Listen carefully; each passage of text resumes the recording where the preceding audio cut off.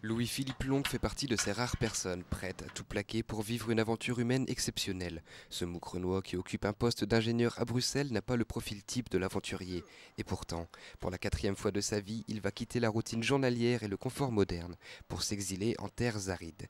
Et s'il est venu s'entraîner à Coxyde, ce n'est pas pour rien, puisqu'il a décidé de s'attaquer au désert Simpson en Australie. Les premiers explorateurs qui sont arrivés au bord du Simpson il y a 150 ans, s'y sont arrêtés, ne l'ont pas traversé et on dit que c'était pour eux l'entrée de l'enfer parce qu'il y a ces 1100 dunes toutes parallèles, rouges, qui donnent une vue interminable.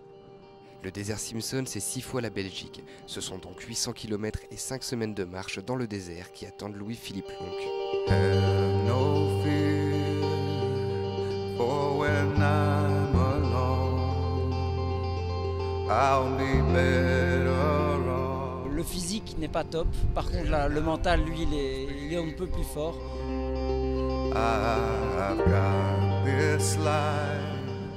Et comme à son habitude, il part en autonomie complète. Avec sa charrette, il transportera plus de 100 litres d'eau, des vivres, une tente, un téléphone satellite, un GPS et une caméra pour immortaliser son périple. Rien de plus.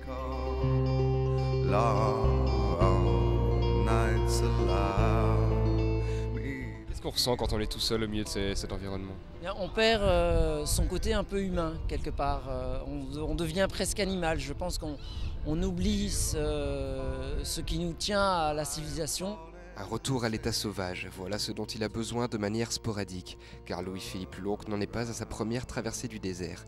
Les chaînes de montagnes de West Macdonald en Australie ou les régions les plus sauvages de Tasmanie ne lui ont pas résisté. Et s'il veut devenir le premier homme à traverser ce désert dans sa longueur, ce n'est pas pour être détenteur d'un quelconque record.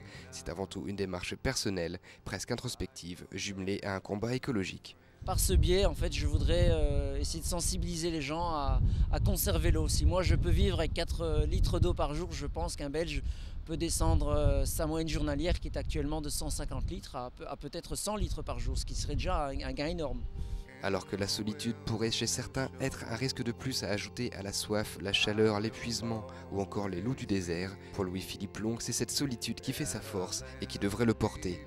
Car même s'il se trouve au beau milieu d'un site touristique surpeuplé, son esprit, lui, est déjà loin, à l'autre bout du monde. Me to feel I'm falling.